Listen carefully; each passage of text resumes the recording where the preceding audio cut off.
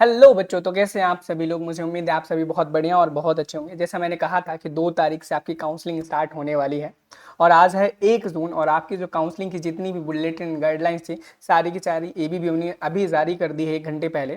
तो हम इस वीडियो में डिटेल में बात करने वाले हैं कि काउंसलिंग के टाइम पे आपको किन किन बातों का ध्यान रखना है, आपकी काउंसलिंग कब से स्टार्ट है कब से नहीं है, सारी चीज़ों के बारे में बात करेंगे। कितने राउंड में काउंसलिंग होगी, कब तक काउंसलिंग होगी, किस दिन खत्म होगी, कब क्या करना है, कौन कौन से नए रूल्स ऐड हुए हैं, कौन कौन से पुराने रूल्स हैं, इन सभी टॉपिक्स पे हम डिटेल में बात करने वाले हैं। चैनल पे नए हो तो चैनल को सब्सक्राइब जरूर करना है। डिस्क्रिप्शन बॉक्स में टेलीग्राम इंस्टाग्राम का लिंक है, उसे ज्वाइन कर लेना ताकि आपकी जितनी भी समस्याएं हैं हम सही समय पर उसे सॉल्व कर सकते हैं। क्योंकि काउंसलिंग मैंने हमेशा वादा किया है बच्चों से कि काउंसलिंग में मैं उनकी पूरी मदद करूंगा, उनको जितनी मेरी ज़रूरत होगी पूरी उनकी मदद की जाएगी हमेशा। ठीक है, तो चलो सारी की सारी गाइडलाइंस क्या है, कैसे हम उन चीज़ों को वन बाय वन करके देख लेते हैं। बस एक ही रिक्वेस्ट है बच्चों, चैनल को सब्सक्राइब करके रखना। आपको पॉजिटिव गाइडेंस मैं हमेशा जरूर दूंगा और ऐसे चैनल से बच करके रहना जो काउंसलिंग के नाम पे आपसे 400 500 300 100 200 50 रुपए भी मांगते हैं, दूर रहो, मत दो काउंसलिंग के लिए उनके पैसे। ठीक है, ऑलरेडी आपसे इतने पैसे लग रहे हैं यार। एडमिशन फीस एंट्रेंस एग्जाम का फॉर्म 3,000 रुपये लगा, आप काउंसलिंग के नाम पे 5 साढ़े 5 हज़ार रुपये लगेंगे, फिर डॉक्यूमेंट वेरिफिकेशन के नाम पे 2,000 रुपये लगेगा, फिर 40,000 रुपये आपका एडमिशन फीस के नाम पे लगेगा, फिर आपकी कॉलेज फीस लगेगी। इतनी कितना पैसा दोगे यार। मैं हूँ ना, मैं फ्री ऑफ कॉस्ट का ऑनलाइन दे रहा हूँ ना आपको काउंसलिंग के लिए। जो भी प्रोसेस है, जो भी चीज़ें हैं, सब फ्री कर रहा हूँ ना। ऐसे लोगों के चक्कर में क्यों पड़ रहे हो यार, मत पढ़ो। ठीक है, चलो स्टार्ट करते हैं। सबसे पहले मैं बता दूं आपकी जो काउंसलिंग है वो 3 राउंड में होने वाली है। पहली काउंसलिंग का नाम है round 1 counselling and admission process करके। सेकंड राउंड काउंसलिंग होगी, उसके बाद मॉप अप राउंड होगा। 3 राउंड होने वाले हैं, first round, second round, mop up round. And उसके बाद भी सीटें बचेंगी तो दूसरे राउंड कराया जाएगा, नहीं तो नहीं कराया जाएगा। और ऐसे बच्चे याद रहें जिनको जो सोच रहे हैं कि हिस्ट्री राउंड में उनका एडमिशन हो जाएगा गवर्नमेंट में, तो सब बिल्कुल नहीं। हिस्ट्री राउंड में सिर्फ 99% सिर्फ प्राइवेट कॉलेज में सीटें बचती हैं, गवर्नमेंट कॉलेज में सीटें बचती ही नहीं है। सारी की सारी सीटें चली जाती है और प्राइवेट में भी उन्हीं कॉलेज में सीटें बचती हैं जो कॉलेज लो लेवल के होते हैं, बहुत कम, एकदम पढ़ाई अच्छी नहीं होती वगैरह वगैरह ऐसी चीज़ों पर। ठीक है, तो देखो सबसे पहली चीज आपकी जो राउंड 1 की जो काउंसलिंग होने वाली है बच्चों, वह कब से स्टार्ट होने वाली है। वह 2 जून से। मैंने जब कहा था आपको कल का वीडियो अगर आप देखोगे काउंसलिंग वाला, तो उसमें मैंने क्लियरली बताया है कि 2 जून से आपकी काउंसलिंग स्टार्ट होगी। और यह भी बताया था कि 1 हफ्ते तक चलेगी, यह भी क्लियर बता दिया था 1 हफ्ते तक चलेगी। इवन डेट तक मैंने लगभग लगभग वे वेरीफाई कर दिया था, 1-2 दिन का आगे पीछे होगा। और 9 जून को आपकी जो काउंसलिंग है उसका जो डेट है वह क्लोज हो जाएगा, यानी कि काउंसलिंग के लिए रजिस्ट्रेशन तब आप नहीं कर पाएंगे। याद रखना, काउंसलिंग का अभी रजिस्ट्रेशन स्टार्ट नहीं हुआ, वह कल से यानी कि 2 जून से स्टार्ट होगा। और कैसे करना है इस टॉपिक पर भी डिटेल में हम वीडियो बनाएंगे। बस चैनल को सब्सक्राइब, हमारे व्हाट्सएप टेलीग्राम इंस्टाग्राम ग्रुप को ज्वाइन करके रखना है। उसके बाद 13 जून को, कब बच्चे, 13 जून को आपको क्या करना है, कॉलेज का जो अलॉटमेंट लेटर है वह जारी किया जाएगा। क्या किया जाएगा, अलॉटमेंट लेटर है वह जारी किया जाएगा ताकि आप एडमिशन ले सको कॉलेज में। ठीक है, ठीक है। अलॉटमेंट मतलब भाई आपने जो भी कॉलेज प्रेफरेंस में डाली थे वह कॉलेज आपको मिले या नहीं मिले, आपको सेकंड राउंड में पार्टिसिपेट करना चाहिए नहीं करना चाहिए, उसी टाइम पे पता चलेगा। ठीक है, अगला क्वेश्चन, अगला टॉपिक है acceptance of seat and allocation reporting at college और एडमिशन प्रोसेस। यानी कि जो सीट आपको मिली है उसको एक्सेप्ट करना, डिक्लाइन करना, फ्लोट करना, इन तीनों चीज़ों को करने के लिए भी आपको एक लगभग 4 से 5 दिन का समय दिया गया है। इन 4 से 5 दिन के अंदर आपको क्या करना है, 14 तारीख से आपका ये सीट का एक्सेप्टेंस स्टार्ट हो जाएगा। सीट लोकेशन तो 13 को होगा, उसके बाद 14 तारीख को, 14 तारीख से 19 तारीख के बीच में आप अपनी सीट को फ्लोट, डिक्लाइन, एक्सेप्ट कर सकते हो। साथ ही साथ में उसी समय में आपको कॉलेज में रिपोर्टिंग के लिए भी जाना है। याद रखना 19 तारीख होगी रिपोर्टिंग की और एडमिशन कराने की लास्ट डे। इसके बाद आप एडमिशन नहीं करा पाओगे, नहीं करा पाओगे, याद रखना। और टाइमिंग बहुत अच्छे से याद रखना कि भाई जो काउंसलिंग की एंड का टाइमिंग है रात को 12 बजे खत्म हो जाएगा एंड एडमिशन जो प्रोसेस है वह 6 बजे खत्म होगा। एंड वहीं पर अगर हम सेकंड राउंड की बात करें, बात थी क्या करनी सेकंड राउंड की, जब होगा तब देखा जाएगा, वह 23 जून से होने वाला है, याद रख लेना। और 30 जून तक चलेगा, 3 जुलाई को उसका अलॉटमेंट रिजल्ट आएगा और 4 जुलाई से लेकर के 9 जुलाई तक आपका क्या चलेगा, एडमिशन प्रोसेस चलेगा। एंड 9 तारीख को आपका जो एडमिशन प्रोसेस है वह खत्म हो जाएगा। सेम उसी प्रोसेस में मॉपा राउंड की काउंसलिंग के बारे में यहाँ पर लिखा है। और याद रखना बच्चे, देखो और याद रखना कि ये जो डेट्स है ना फिक्स नहीं है। मतलब फर्स्ट राउंड के लिए तो फिक्स मैं बोल सकता हूँ हाँ फिक्स है, लेकिन सेकेंड थर्ड राउंड के लिए फिक्स नहीं बोल सकता। यहाँ पर ये डेट चेंज भी होती रहती हैं। तो जब भी कोई भी चेंजमेंट होगा ना, वो चीज़ के लिए हम वीडियो प्रॉपर तरीके से ज़रूर बताएंगे और आपको बिल्कुल गाइड करेंगे हर चीज़ से। चलो ये सब चीज़ें हो गई, अब बात कर लेते हैं फीस वगैरह की, क्या कितनी लगने वाली है और कौन कौन सी चीज़ें बच्चों को ध्यान रखनी चाहिए। देखो यहाँ पर जो भी minimum qualification as per INC regulation के हैं, देखो अगर आईएनसी के बारे में आपको नहीं पता है तो डिस्क्रिप्शन बॉक्स में आपको एक वीडियो का लिंक मिल जाएगा कि आईएनसी क्या होता है, आईएनसी के क्या फ़ायदे क्या नुकसान है, उन सभी चीज़ों के बारे में वहाँ पर मैंने क्लियरली बताया हुआ। अब क्वेश्चन है, क्वेश्चन कहते हैं यहाँ पर गाइडलाइंस दी minimum qualification for admission as per INC regulation. अब मिनिमम क्वालिफिकेशन आपके एडमिशन के लिए क्या होनी चाहिए उसके बारे में कहा गया। Candidates who with science who had passed qualifying 12th standard examination 10 plus 2 and must obtain a minimum mark 45% in physics, chemistry and biology taken together and passed in English individually from a recognized board. यानी कि अगर आप science stream से थे, physics chemistry bio में, आपके 45% minimum number होने चाहिए। याद रखना, आप पास होने चाहिए।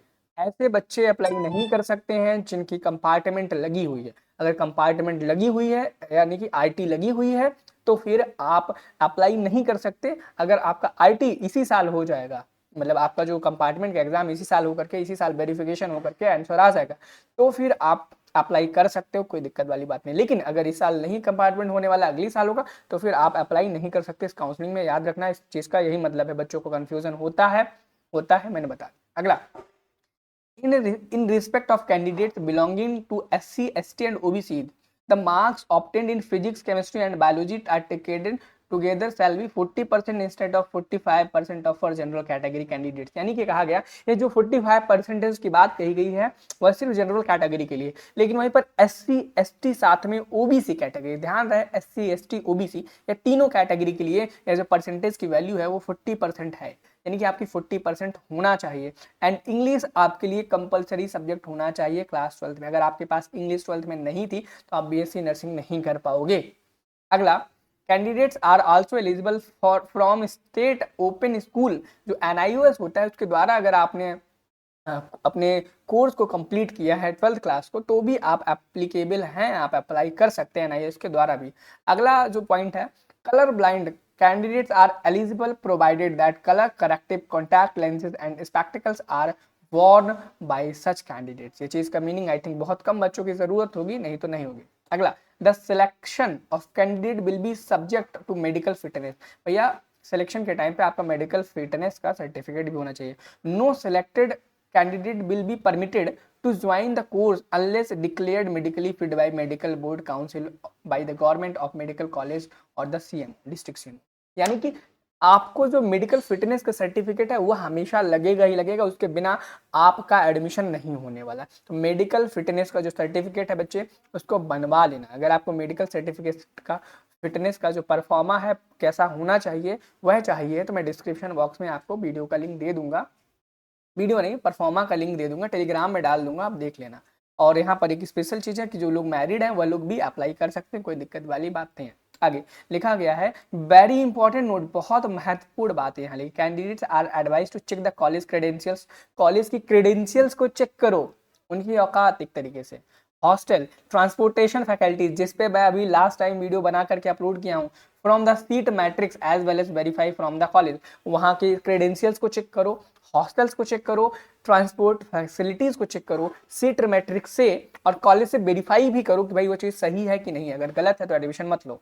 और यहाँ पे वेरीफाई करो उस कॉलेज को आईएनसी ने अप्रूव किया है कि नहीं किया है। अब आईएनसी क्या होता है, कैसे वेरीफाई करना है, ये सब चीज़ों के ऊपर वीडियो बना चुका हूँ, डिस्क्रिप्शन बॉक्स में लिंक है, आप देख लेना। मैंने इस टॉपिक पर भी वीडियो बनाया कि अगर आप एक प्राइवेट कॉलेज में एडमिशन लेने जा रहे हो तो आपको किन बातों का ध्यान रखना होगा। इस टॉपिक पर भी मैं डिटेल में वीडियो बना चुका हूँ, उसको जरूर देखना, डिस्क्रिप्शन बॉक्स में आपको लिंक मिल जाएगा। जनरल इंस्ट्रक्शंस यहाँ पर देखे गए हैं जो बहुत इंपॉर्टेंट है आप सभी बच्चों के लिए, कि candidate should register for the counselling.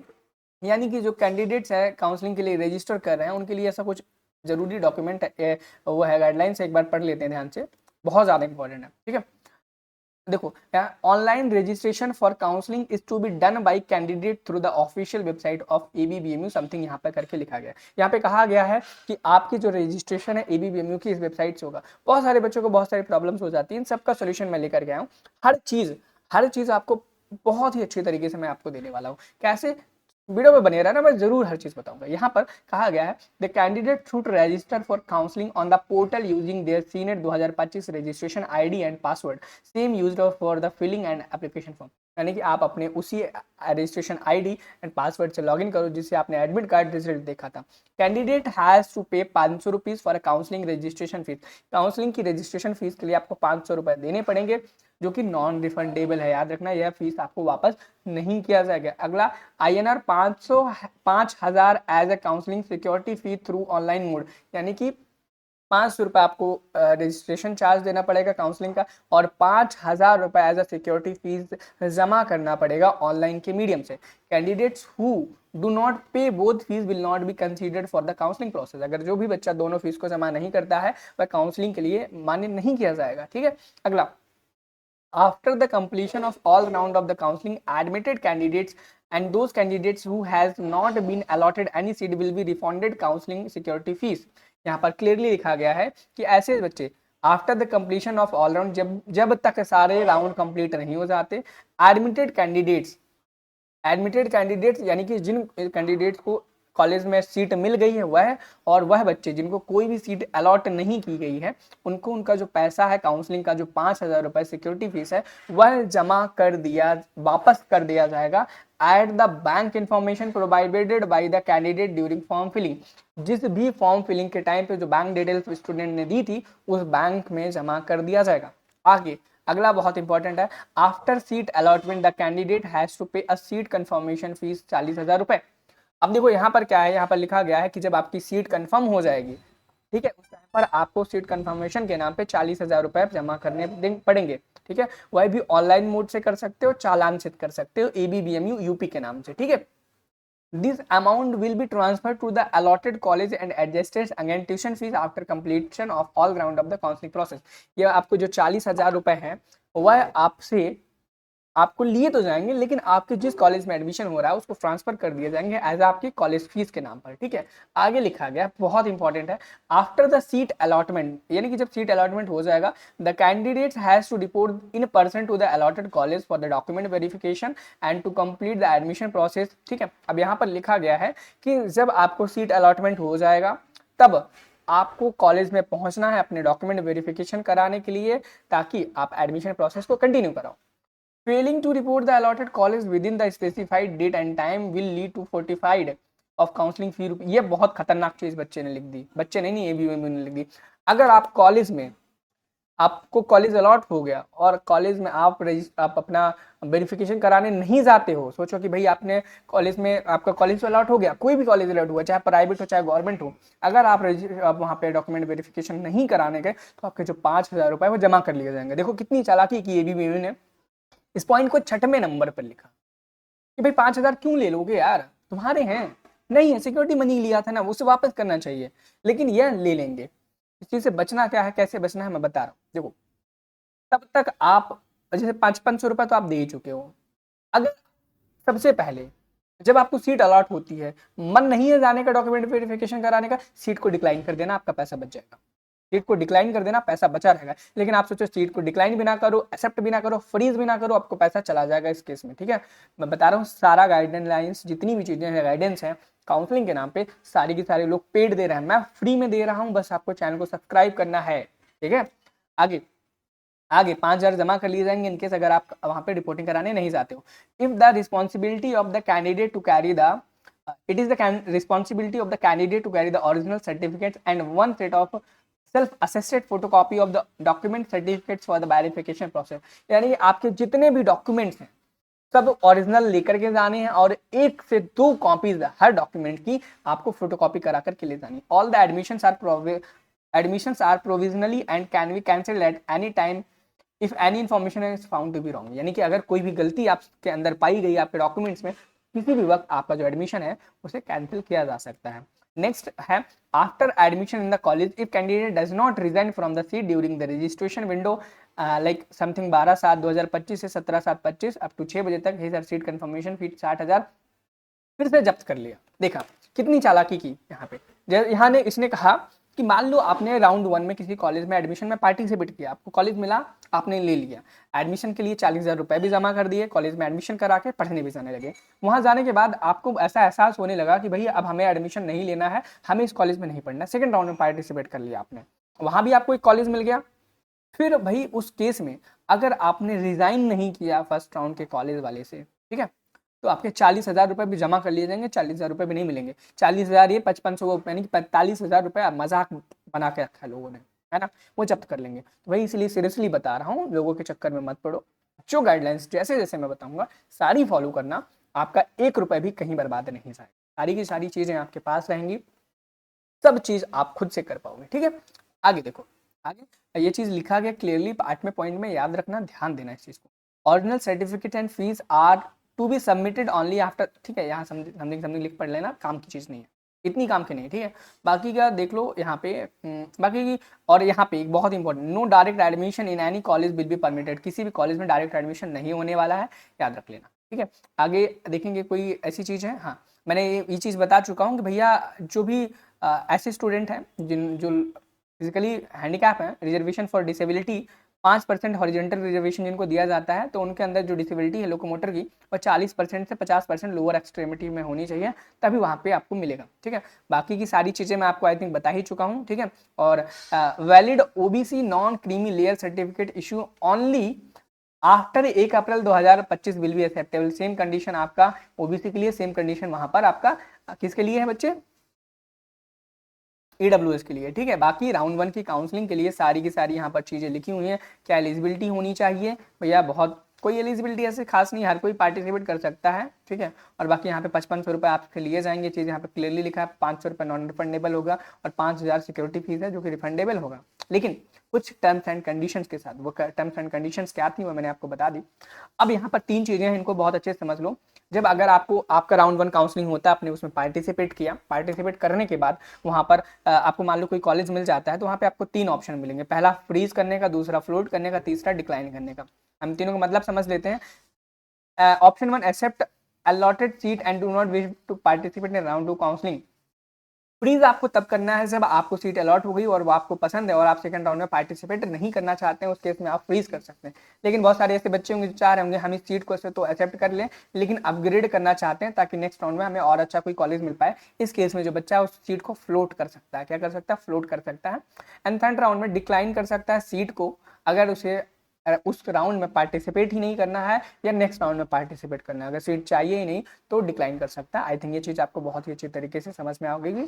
अगर यहाँ पे इंपॉर्टेंट नोटिस लिखा गया है कि failure to log in and selecting an option after seat allocation within the date and time specified in the schedule will be lead to the, पढ़ लेना ध्यान से, ठीक है। एंड आई थिंक सारी चीज़ें मैंने बता ही दी हैं, यहाँ पे सारे डॉक्यूमेंट्स लिखे हैं, कौन कौन से चाहिए स्क्रीनशॉट ले लो।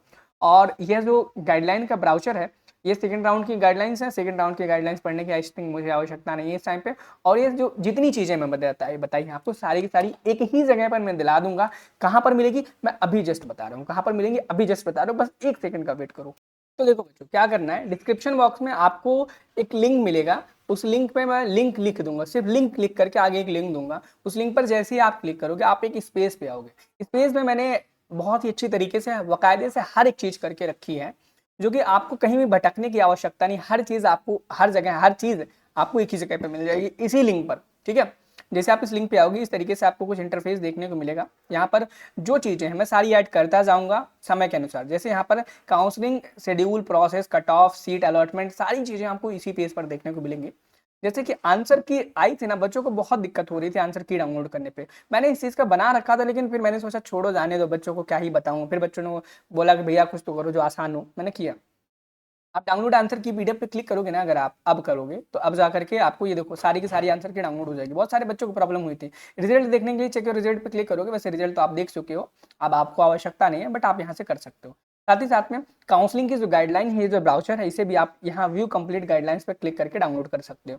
सीट मैट्रिक्स फर्स्ट राउंड की अभी तो वैसे आई नहीं, लेकिन जैसे ही आएगी आप यहाँ पर क्लिक करके आप देख सकते हो, ठीक है। Apply for first round counselling के लिए आप यहाँ पर क्लिक करके अप्लाई कर सकते हो। जो भी आपका अलॉटमेंट रिजल्ट है यहाँ पर आ जाएगा। सेकंड राउंड की जो सीट मैट्रिक्स है उसकी गाइडलाइन सारी चीज़ें यहीं पर आती जाएंगी। जो काउंसलिंग का प्रोसेस है वह भी यहाँ पर लिखा हो गया, डॉक्यूमेंट जो रिक्वायर्ड है वो भी यहाँ लिखे होंगे, सीट अलॉटमेंट एंड रिपोर्टिंग के बारे में भी यहाँ चीज़ें लिखी होंगी। वन बाय वन करके आप इन चीज़ों को देख सकते हो, पढ़ सकते हो और इन लिंक्स का यूज़ करो अपनी लाइफ में, ताकि भाई आप बहुत ही अच्छी तरीके से कर सको। और यहाँ पर जितने भी लिंक है सारे के सारे ABBMU की ऑफिशियल वेबसाइट पर ही रिडायरेक्ट होते हैं, आप देख सकते हैं। जस्ट हमने एक ब्लॉग बनाया है ताकि बच्चों को यहाँ वहाँ भटकना ना पड़े। ABBMU की बहुत सारी वेबसाइट्स में चेंजेस भी हो रहे हैं, आपको पता है, बहुत सारे प्रॉब्लम्स आती हैं बच्चों को, तो इसलिए मैंने उनको सॉल्व करने के लिए जस्ट ब्लॉग पेज बनाया है और कुछ नहीं है, जस्ट बच्चों की प्रॉब्लम्स को सॉल्व करने के लिए कि एक ही चीज़ एक ही जगह पर उनको सारी की सारी चीज़ें आसानी से मिल जाए। ठीक है, और आई थिंक मैंने आपकी सारी चीज़ों को बच्चों क्लियर किया होगा। इन केस अगर आपको लगता है कि कोई चीज़ रह गई है तो आप हमें हमारे इंस्टाग्राम, टेलीग्राम कहीं पर भी कॉन्टैक्ट कर सकते हैं। हम पूरी कोशिश करेंगे आपकी हर एक क्वेरी का सॉल्व करने का। इसके बाद मैं एक वीडियो और लाने वाला हूँ कि आप अगर आपको प्रेफरेंस लिस्ट कैसे बनानी है, और प्रेफरेंस लिस्ट कैसे बनानी है उसका वीडियो मैं तभी बना पाऊंगा जब आपकी सीट मैट्रिक्स जारी हो जाएगी। जैसे ही आपकी सीट मैट्रिक्स जारी होगी मैं वीडियो बना दूंगा। लेकिन एक वीडियो मैंने ऑलरेडी बना दिया है कि अगर आप प्राइवेट कॉलेज में एडमिशन लेने जा रहे हो तो किन किन बातों का ध्यान रखना होगा आपको। ठीक है, तो आई थिंक मिलते हैं आपके डाउट के साथ हमारे व्हाट्सएप ग्रुप में, हमारे टेलीग्राम ग्रुप में। बस हमारे चैनल को सब्सक्राइब करके रखना, हमारे इंस्टाग्राम को फॉलो करके रखना, ताकि हम काउंसलिंग में आपकी पूरी की पूरी मदद कर पाए। Thank you, have a nice day, bye bye.